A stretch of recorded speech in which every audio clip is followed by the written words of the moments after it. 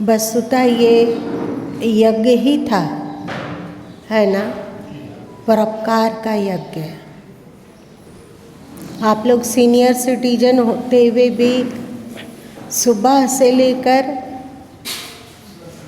11 बजे रात तक एक पैर पे खड़े रहना, एक बार भी आराम की इच्छा नहीं होना, एक बार भी थकावट का अनुभव नहीं होना, अब नहीं सकेंगे, अब निढाल हो जाने का मन करता है, ऐसा किसी को लगा क्या? शायद शरीर को याद करना भूल गए होंगे कि शरीर में क्या हो रहा है, थोड़ा सा शरीर को देख लें, शायद ये भूल गए होंगे। क्या अरुण जी, आपका कल पैर दुख रहा था?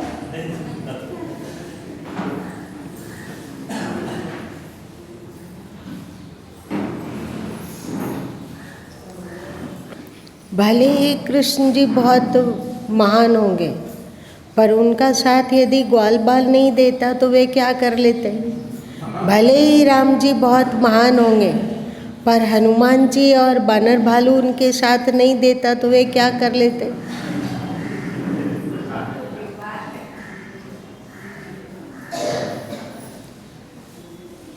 राम जी जितने कीमती हैं उतने ही उनके फौज, हनुमान जी अथवा अंगद जी अथवा नल नील अथवा और बाकी इतने सब अपेक्षित है, सभी कीमती हैं।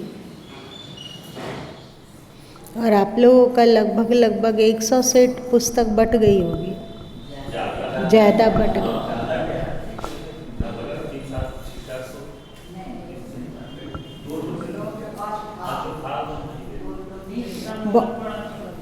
बहुत सारे लोग बोल रहे थे कि हमारे पास आए, हमने कहा कि आप पहले नहीं खरीदे थे, तो वे बोले कि नहीं है मेरे पास, पर ये उपहार है ना, उपहार है, इसमें मोहर लगा हुआ है, इसलिए इसको ले जा रहे हैं। वो अपनी ननद को दे देंगे, तो देवरानी को देंगे, तो जेठानी को देंगे, ऐसा भी हुआ है कुछ। तो भी ले लिए। दिख रहा था कि बहुसंख्य लोग लिए, तो 100 से भी अधिक पुस्तक बट गई। जो हम लोगों के मन में संकल्प था कि अधिक से अधिक लोगों तक पुस्तक पहुंच जाए, ये एक श्रेष्ठतम दान था। ये दीपक का सुझाव बड़ा कीमती था, है ना?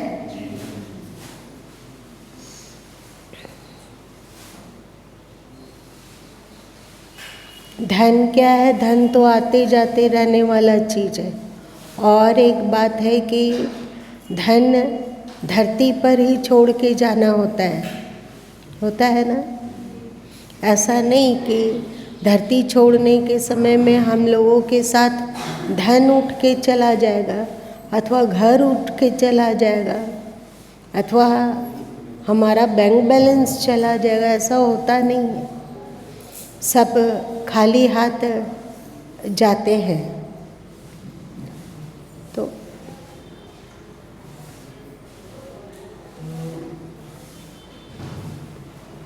इसलिए तो श्री कृष्ण गीता के अंतर्गत 18वें अध्याय में 3 बात को बताएं कि बहुत कीमती है। एक था यज्ञ, एक था दान और एक था तप। याद है आप लोगों को? हाँ। यज्ञ का अर्थ क्या हुआ? यज्ञ का मतलब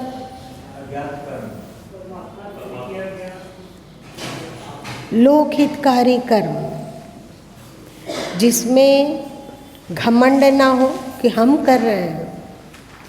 ये बहुत ही सेंसिटिव मुद्दा है, घमंड। घमंड यज्ञार्थ कर्म को खा जाता है।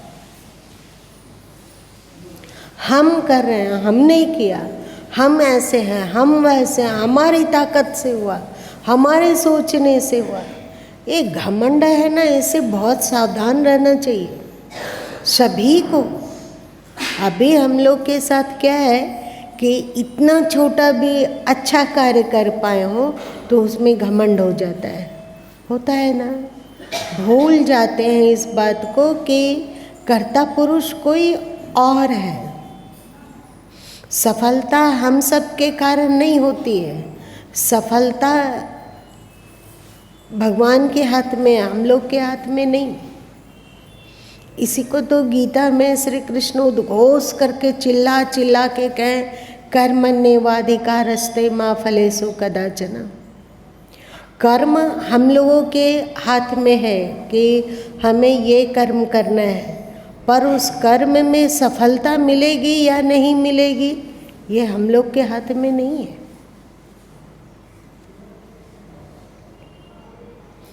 श्रेष्ठ श्रेष्ठ कार्य भी असफल हो जाता है और अच्छा से किया हुआ परिश्रम भी सफल नहीं होता दिखता है, ऐसा भी होता है। और बहुत बार ऐसा भी होता है कि एक छोटा सा कार्य करने पर वो भी सफल हो जाता है, चाहे मन लगा कि ना भी किया गया हो तो भी होता है ना। तो घमंड नहीं। और क्या, कुछ कर्म ऐसे जो न राग से प्रेरित हो और न द्वेष से प्रेरित हो। इसकी ये जो गुरु माँ बोलते हैं ना, राग द्वेष घमंड से ऊपर, कर्तापन का अहंकार से ऊपर, ये 18वें अध्याय में है गीता के।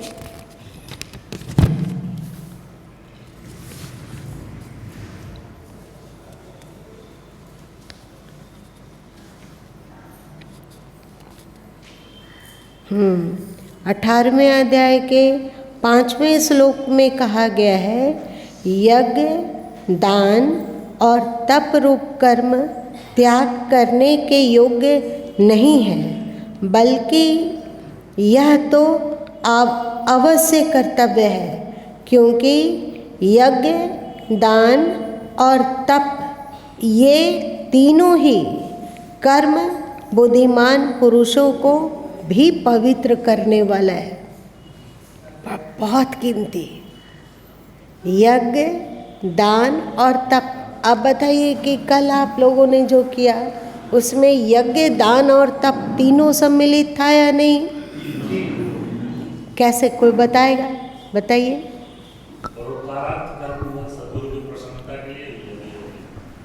यज्ञ हो गया कि लोकहितकारी कार्य में हम लोग संलग्न रहें, तो इस तरह से ये यज्ञ हुआ। गीता के अनुसार इसी को यज्ञ कहा गया है। और दान, आप लोग समय का दान दिए, आप पुस्तक का दान दे रहे हैं, आप रक्त का दान दे रहे हैं, आप भोजन का भी दान दे रहे हैं, कर रहे हैं ना। तो इसमें दान भी है। और तीसरा है तप।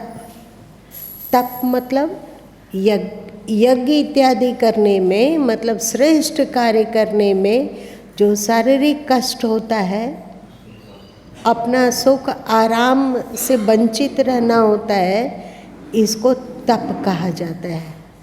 तो सुबह से लेकर शाम तक एक पैर पे खड़े रहना, ये तप नहीं है ना।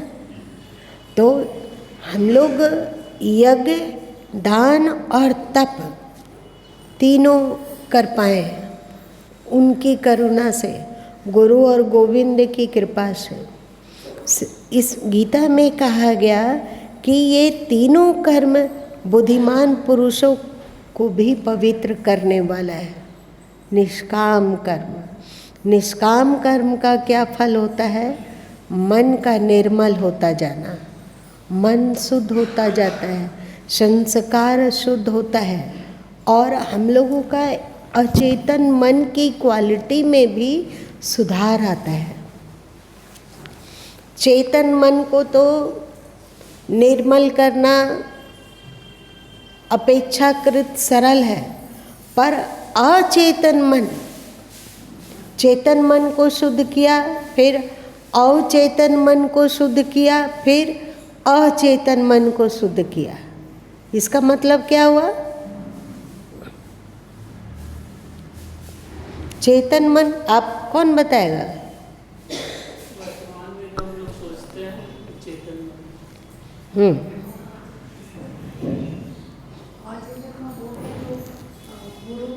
जो हमारे बहुत जन्मों से जो हमारे मन में, पहले आओ चेतन बोलो और चेतन बोलो। खड़ा हो और माइक लो।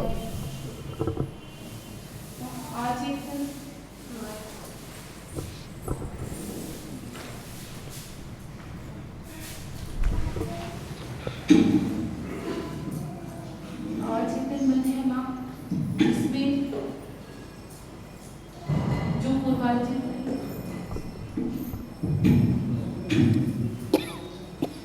अचेतन मन है, जो हमारे संस्कार जो है उसमें मतलब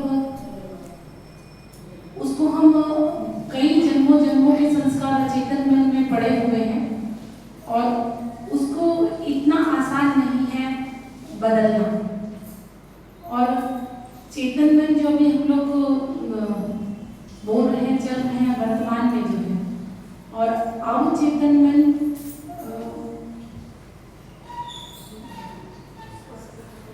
संस्कार जो बन गया है। अवचेतन मन मतलब ऐसा स्मृति जो अंदर है, अभी ध्यान नहीं है, लेकिन जो डालने पर फिर से याद आता है। समय समय पर वो उभर आता है।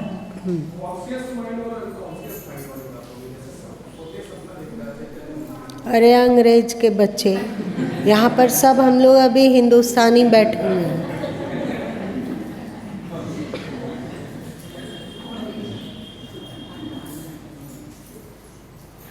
अवचेतन जो उभरता है, जैसे हमारे अवचेतन मन में क्रोध है, वो ख़त्म नहीं हुआ है, पर अभी लगता है कि हमारे में तो गुस्सा है ही नहीं, लेकिन जब समय आता है तो वो उभर कर प्रकट होता है।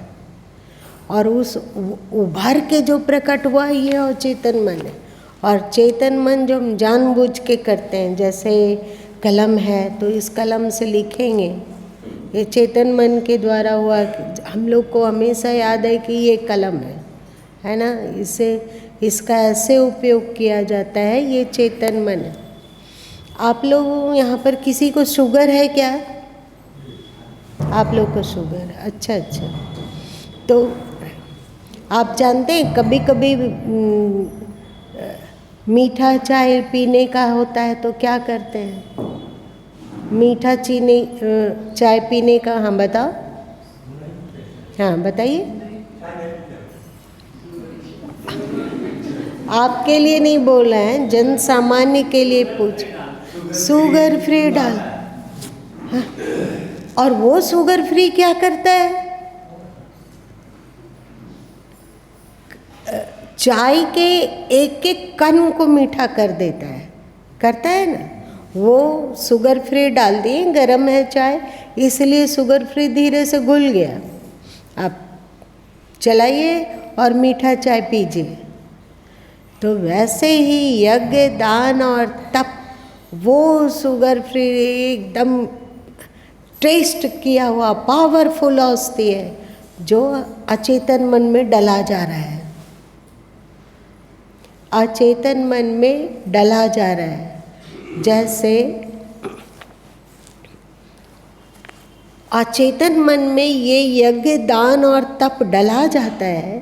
तो आप लोग कल बोल रहे थे ना कि गुरु माँ बचपन में ये किए, गुरु माँ बचपन में वो किए, तो बचपन में कौन सिखाया? कोई नहीं सिखाया। पूरा घर निर्गुण निराकारवादी था, पूरा परिवार कबीरपंथी है और उसके सिद्धांतों को मानने वाला है।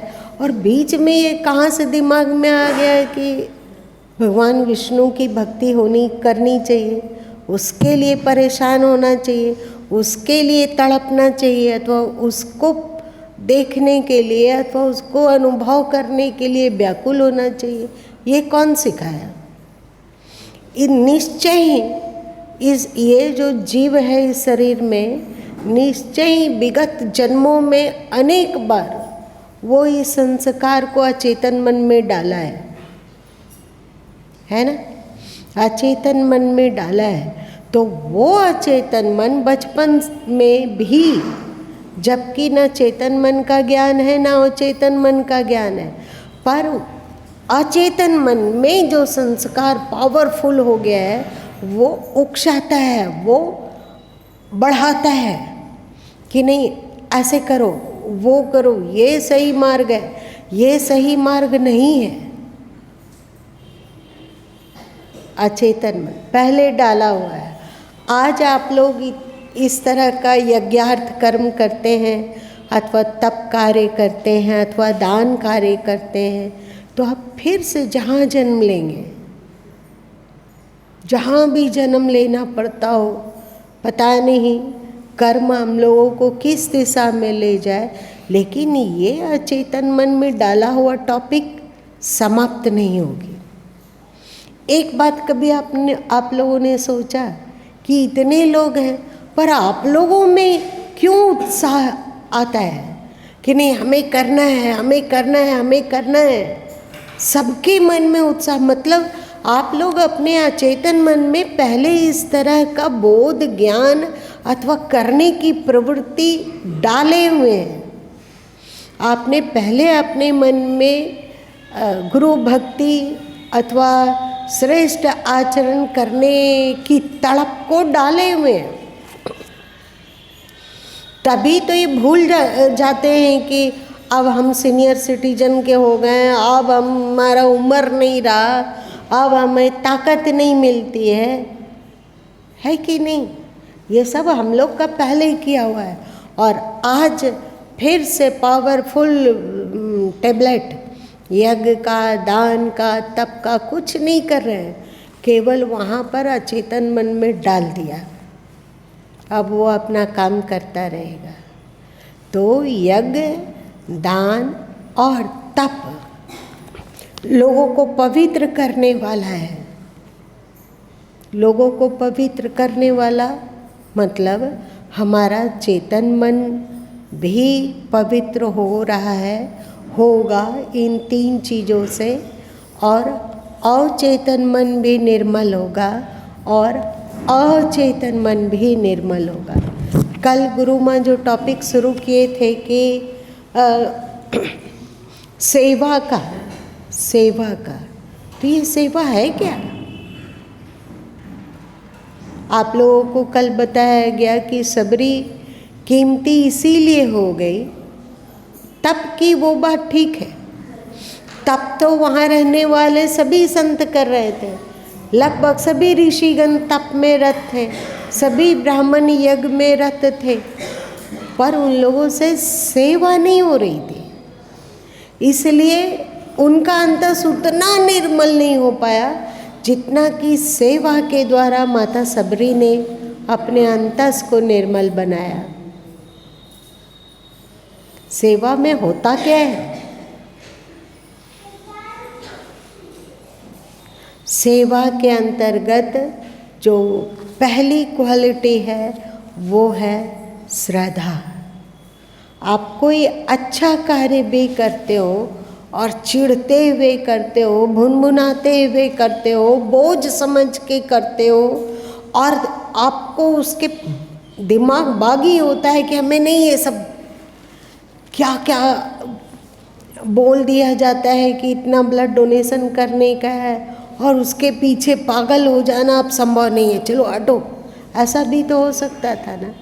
लेकिन सबके अंतस में श्रद्धा रही कि नहीं कि करना है ना?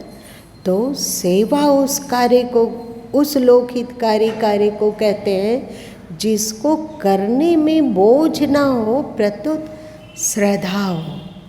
अब बताइए, सबरी जी ने जो किया, रास्ते में झाड़ू लगाना, फल फूल, सभी ऋषियों के घर के बाहर, मतलब कुटिया के बाहर फल और फूल जिससे कि उनको पूजा करने में सुविधा हो, और साथ साथ में समीधा, समीधा मतलब लकड़ी, है ना। सब ऋषियों के, अधिकांश ऋषियों के कुटिया के बाहर रखकर और चल देती। वो किसी के दबाव में आकर नहीं कर रही थी, समझ में बात आ रही है, किसी का दबाव नहीं था। इस रास्ते से ऋषिगण गुजरते हैं तो उस रास्ते में झाड़ू लगाना और कांटे कंकड़ को चुन चुन कर हटा देना, ये किसी के दबाव में नहीं कर रही थी। ऐसा नहीं है कि वो नौकरी कर रही थी, कर रही थी क्या, नौकरी नहीं कर रही थी, और न ही दबाव था उन पर, न ही उन्हें किसी ने आज्ञा दिया था, कुछ नहीं, वो श्रद्धा पूर्वक कार्य कर रही थी। तो सेवा की पहली क्वालिटी है श्रद्धा, आहो भाव से भरकर कि हमें ऋषियों की सेवा करने का अवसर मिला, है ना। ये सबरी के लिए बड़ा कीमती था ये सेवा। इस सेवा के द्वारा उनके अंतस के सारी मलिनता दूर हो गई, हटती गई। और श्री राम इसी ओर इशारा करते हुए बोले कि निर्मल मन जन सो मोहि पावा। निर्मल मन वाले मुझे प्राप्त होते हैं। और निर्मल मन कैसे होगा?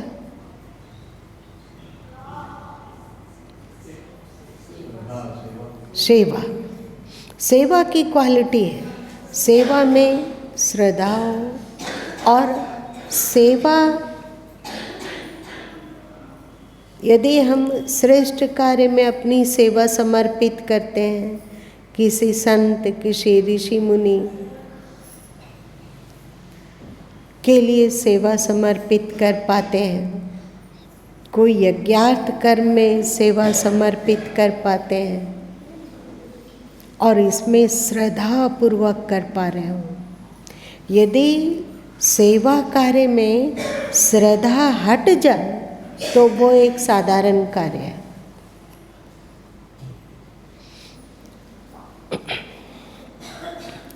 बिना श्रद्धा के भी जहर को खाने से आदमी मरता है ना।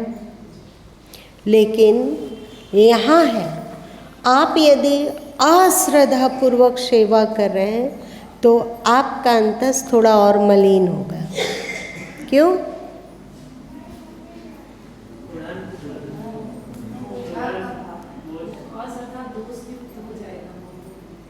आप भले ही बहुत अच्छा काम कर रहे हो, पर आपकी भावना में कुढ़न है।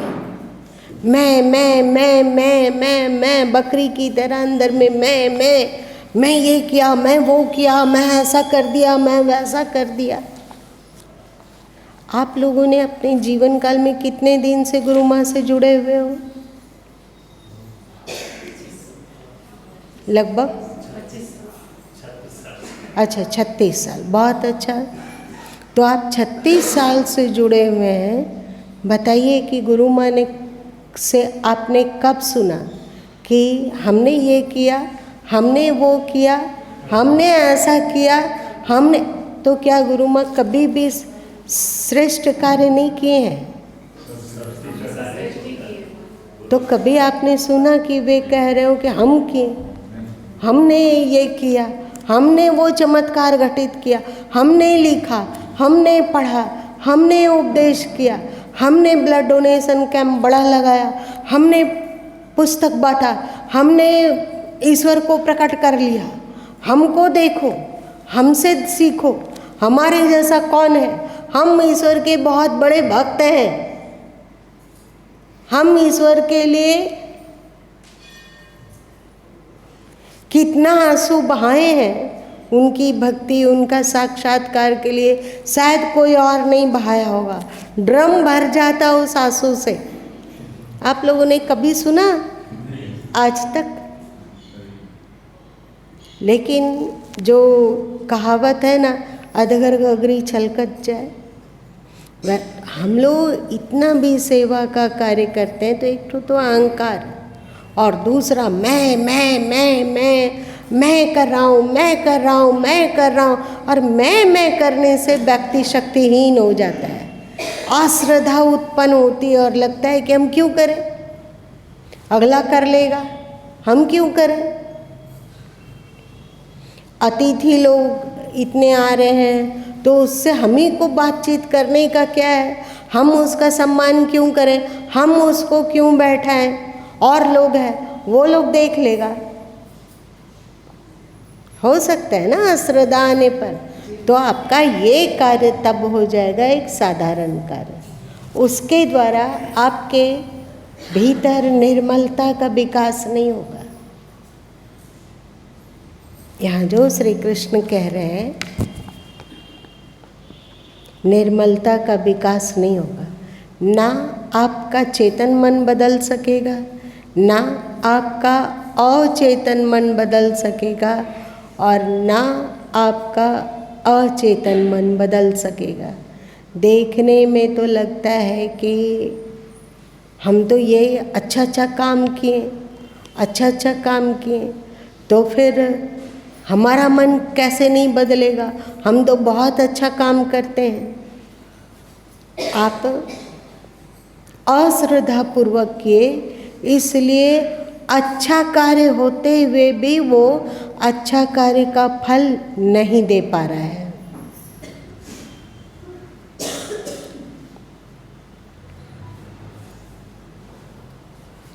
तो श्रद्धा शबरी जो करी उसके हर कार्य में श्रद्धा है, हर कार्य में श्रद्धा है, और श्रद्धा रही होगी, श्रद्धा बहुत रही होगी, तभी मतंग ऋषि जब धरती छोड़ने लग गए तो शबरी को उन्होंने कहा कि पुत्री तू अधीर नहीं होना, यहीं रह के तप कर। भगवान राम इस ओर से गुजरेंगे तो तुम्हारी कुटिया में आएंगे। क्या लगता है बिना श्रद्धा का इसको माना जा सकता था? 1-2 दिन की बात हो तो कहा जाता है, समझ में बात आती है कि कोई बात नहीं, एक दिन इंतज़ार करना है बैठ के, तो यहाँ इंतज़ार करते हैं। जबकि मतंग ऋषि के चले जाने के बाद वहाँ रहने वाले जो अन्य ऋषिगण थे उनके जीवन में कठिनाई भर दी है। आप हमारे पंपा सरोवर में वहाँ जो सरोवर था उसमें स्नान नहीं कर सकती हो, तू नीच है। इतनी कठिनाई, इतनी मुश्किलें, फिर भी सबरी टस से मस नहीं हुए। उनको अपने गुरु की बात याद थी कि हमारे गुरु ने जाते हुए कहा था कि यहाँ राम आएंगे। कितनी बड़ी श्रद्धा रही होगी, कितनी ऊंची श्रद्धा रही होगी कि उन्होंने कहा बस हो गया, वो हमारा अस्तित्व है, उसके अतिरिक्त सोचने का कोई औचित्य ही नहीं है। ये सबरी के परम श्रद्धालु चित्त का द्योतक है कि नहीं? और जब श्री राम ने कहा कि निर्मल मंजन सो मोहि पावा, उनका कहने का तात्पर्य है देवी तेरा मन निर्मल हो चुका है, इसलिए तू मुझे प्राप्त की। इतने लोगों के रहते हुए भी, इतने तपस्वियों के रहते हुए भी, इतने ऋषियों के रहते हुए भी मैं तुम्हारी कुटिया में आया, इसका कारण है निर्मल मन। और ये निर्मल मन कैसे हुआ? यज्ञ, दान और तप। यज्ञ, दान और तप श्रद्धा पूर्वक किया गया। वो ऋषियों के झोपड़ी के कुटिया के बाहर में रख देती फल फूल, और लकड़ी इत्यादि, सूखी लकड़ी।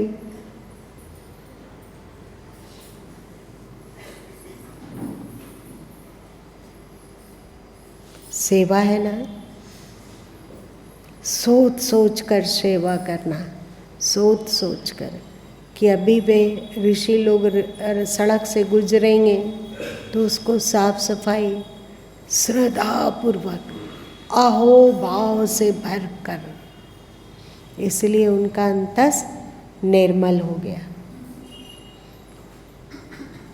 आप लोग जानते हैं ना कि हम लोगों के जीवन में मल विक्षेप और आवरण बहुत उत्पात मचाते हैं, है ना। तो मल का तात्पर्य है गंदा संस्कार जो हम लोगों ने कमाया है। मल का तात्पर्य है गंदगी जो हमारा मन है ना। हम लोगों का मन गंदा है, इसलिए इसको कहा गया मल। और फिर हम लोगों का मन चंचल है, इसको कहा गया विक्षेप। और आवरण कहा जाता है, मल विक्षेप आवरण कहा जाता है कि हम वास्तविकता और सत्य को भली भांति नहीं जान पाते हैं, नहीं अनुभव कर पाते हैं, क्योंकि हमारी दृष्टि में पर्दा है। हमारी दृष्टि में पर्दा है तो हमारे लिए सत्य में भी पर्दा है। अब देखिए, हम लोगों की आंखें अभी ठीक है, देख पा रहे हैं, पर हिमालय खड़ा हो, हिमालय की वो वादी जो बर्फ से ढका हुआ हो, हम उसके निकट चले जाएं और अपनी आँखों को बंद कर लें, तो बंद कर लेने पर हम हिमालय के सौंदर्य को देख पाएंगे? नहीं देख पाएंगे। हमें आँखों को खोलना होता है। इसी को सद्गुरु कबीर साहब कहें, घूंघट के पट खोल तो को पीव मिलेंगे। तू अपने आँखों के पर्दा को हटा दे, तुम्हें स्पष्ट रूप से ईश्वर दिखेगा, पेव मिलेंगे। पेव मतलब स्वामी, पेव मतलब हम लोगों के मालिक। बताओ, हम लोगों की आत्माओं के स्वामी कौन है? परमात्मा है। तो सद्गुरु कबीर साहब कहे, तो अपने आँखों के आवरण को हटा, मन में जो आवरण पड़ा हुआ है, पर्दा पड़ा हुआ है, उसको हटा तो को पेव मिल जाएंगे। तो ये कैसे होगा? इसकी शुरुआत है सेवा। कैसी सेवा? श्रद्धा पूर्वक। जितना हम अहो भाव में भर कर कार्य करते हैं वो सेवा है और पावरफुल।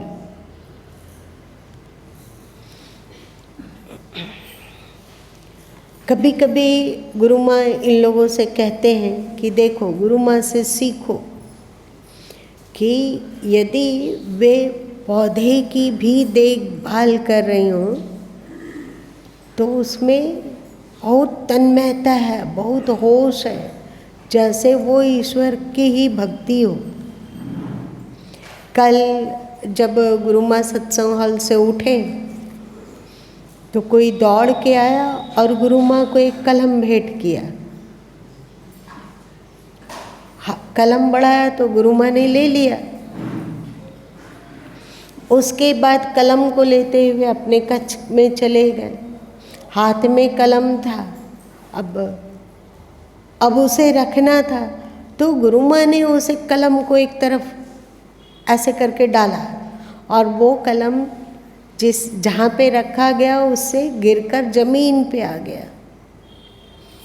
तो फिर जल्दी से गुरु माँ ने उस कलम को उठाया अहो भाव के साथ कि इस कलम में किसी की श्रद्धा है, इस कलम में किसी की श्रद्धा है।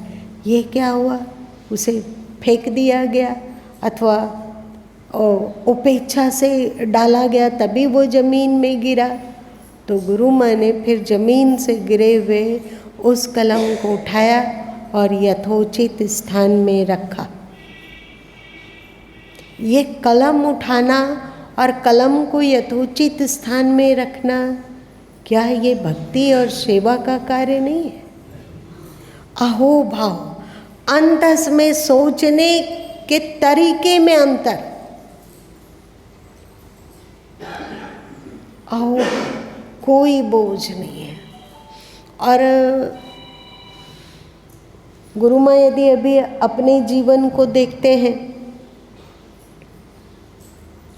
9:15 बज गया है। चलो एक ये टॉपिक को पूरा कर देते हैं।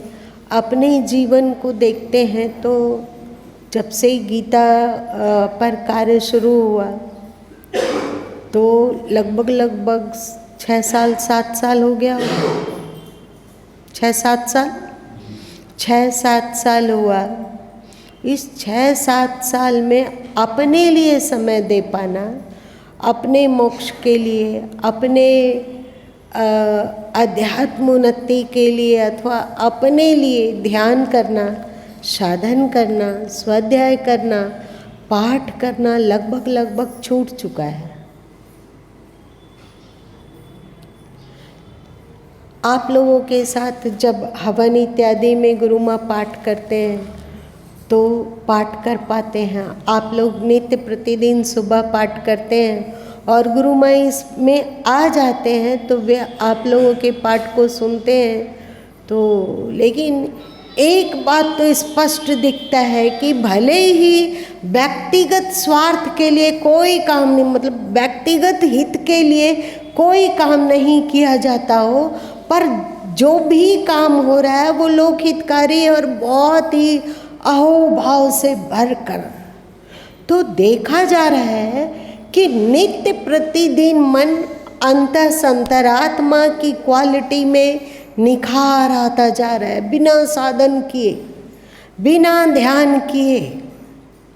अध्यात्म के ऐसे ऐसे रहस्य प्रकट होते जाते हैं जो किसी पुस्तक में लिखा हुआ है कि नहीं वो भी पता नहीं है, किसी कोई ग्रंथ इसको बोल रहा है कि नहीं ये भी पता नहीं है।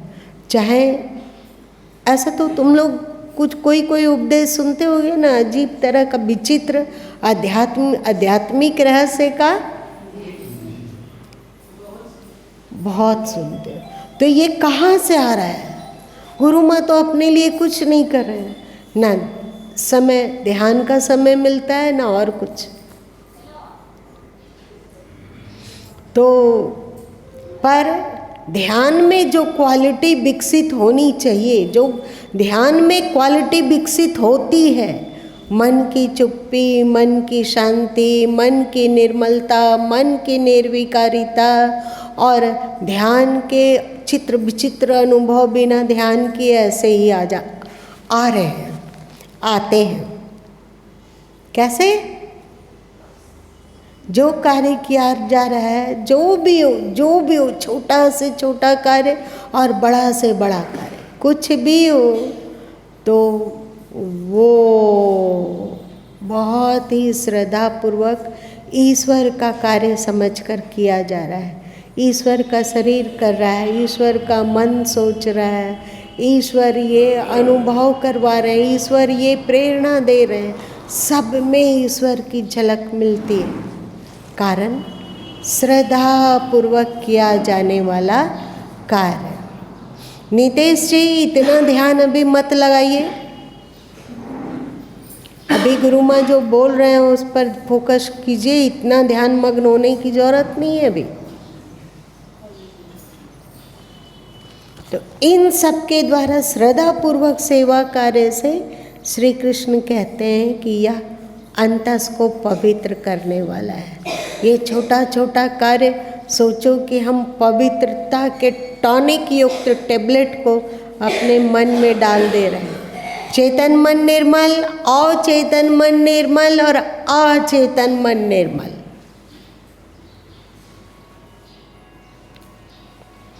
इसी में श्री कृष्ण ने आगे चलकर कहा कि तप 3 प्रकार के होते हैं, दान 3 प्रकार के होते हैं, यज्ञ 3 प्रकार के होते हैं। वो तो बहुत ही विस्तार से है, पर इसी में श्री कृष्ण कहते हैं कि कर्म 3 प्रकार के होते हैं।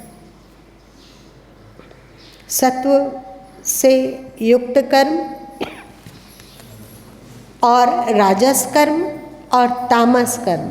सात्विक कर्म का वे परिभाषा करते हैं कि जिस कार्य में अहंग ना हो, मैं करा, मैंने किया, ये अहंग ना हो, पहली बात। दूसरी बात कि जो कार्य लोकहितकारी हो। तीसरी बात जो राग और द्वेष से प्रेरित ना हो, राग और द्वेष से प्रेरित ना हो। और चौथी बात निष्काम हो।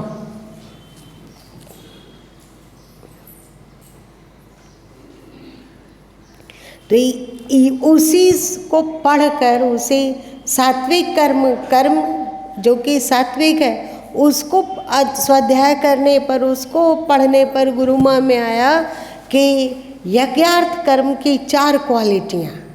कौन कौन सा? कौन बोलेगा? कर्म निस्वार्थ हो, राग द्वेष से प्रेरित ना हो, राग द्वेष से रहित हो, कर्तापन का अभाव हो कि मैंने किया, ऐसा नहीं होना चाहिए।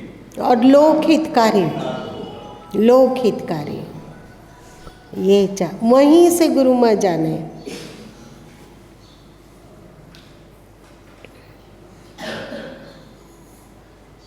अहो भाव कि भगवान हम लोगों को अवसर देते हैं अच्छे कर्म करने का। यज्ञार्थ कर्म भावना से भरकर, प्रेम से भरकर, श्रद्धा से भरकर, ये यज्ञार्थ कर्म अपने हाथों में रखे पुष्प की तरह है, जिसे आप प्रभु चरणों में समर्पित कीजिए। बाकी सारा कार्य वे कर देंगे। हम लोगों से भला क्या होगा? हम लोगों की क्षमता ही कितनी है। जीव और शिव में तो यही अंतर है ना कि जीव की क्षमता अल्प है और शिव मतलब ईश्वर की क्षमता अनंत है ना। तो आप इस यज्ञार्थ कर्म रूपी पुष्पों को सतत प्रतिपल जागरूक होकर रहकर प्रभु चरणों में समर्पित करते रहें। बाकी मन को निर्मल करना है, अवचेतन मन को निर्मल करना है, अचेतन मन को निर्मल करना है, इसका सिर फोड़ी कुछ भी नहीं रहेगा।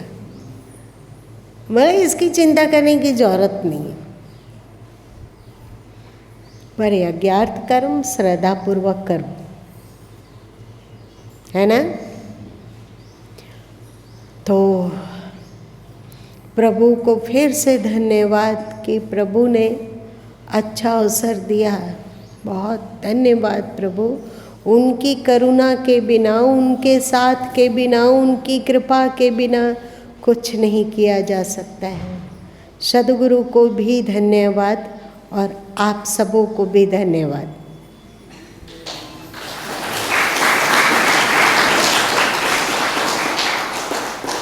चल आज इतना ही रहने दें। प्रेम से बोलिए परम पद की करुणामयी ज्ञानदाता सद्गुरु मां की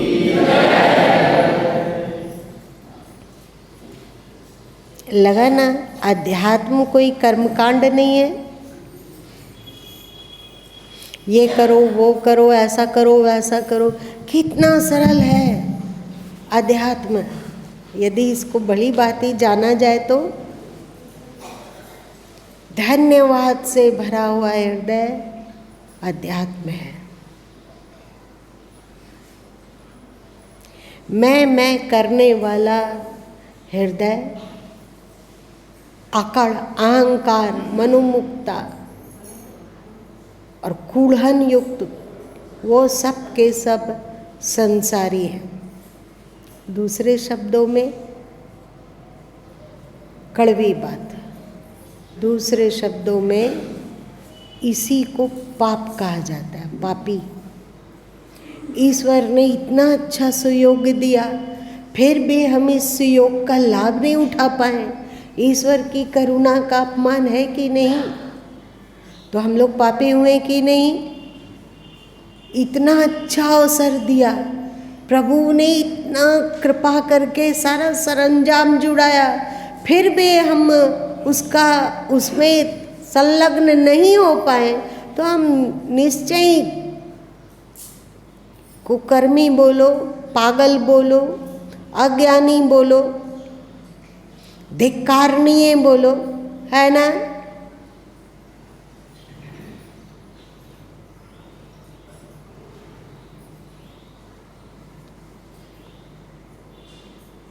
इस सूत्र को याद रखो, हे हरि मैं तेरी तू मेरे, यह जानी मैं बात खरी। इस सूत्र को याद रखो।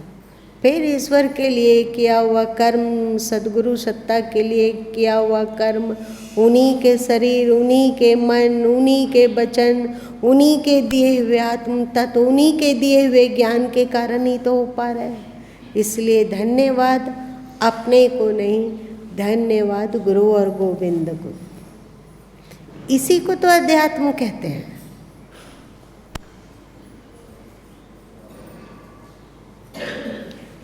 चलो।